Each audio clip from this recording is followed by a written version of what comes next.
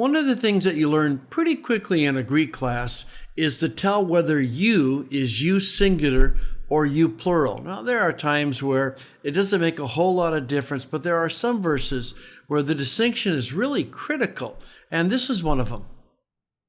In 1 Corinthians 3:16, he says, "Do you, plural, not know that the temple of God, you, plural, are, and the Spirit of God dwells in you all," again, plural.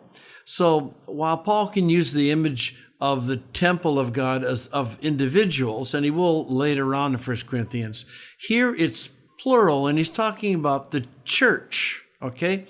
It's interesting to see how the different translations handle it. CSB, "Don't you yourselves," there's the plural, "know that you are God's temple and that the Spirit of God lives in you." ESV, "Do you not know that you," in the footnote, the Greek for you is plural in verses 16 and 17. NRSV, the footnote goes down at the bottom. The NIV is pretty stylistic in how it does it. "Don't you know that you yourselves are God's temple and that God's Spirit dwells in your midst?"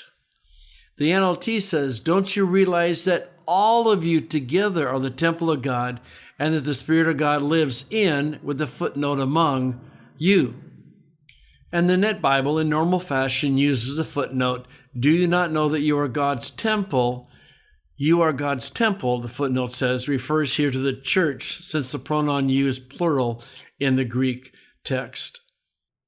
So this is something that you can learn pretty quickly in Greek, or in Greek for the rest of us, is how to tell whether you is singular or plural.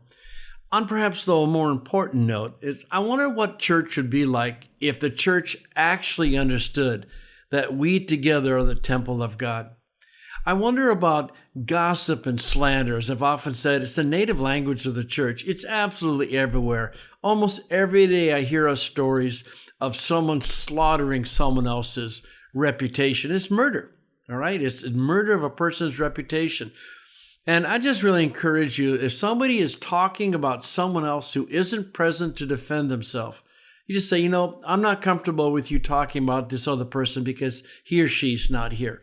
Wonder what would happen if we actually went directly to the people and treated them with the dignity that a member of the temple of God deserves.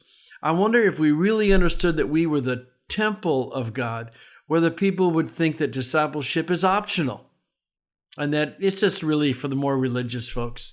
I wonder how different our lives would be if all of us understood what it meant for all of us together to be the temple of God.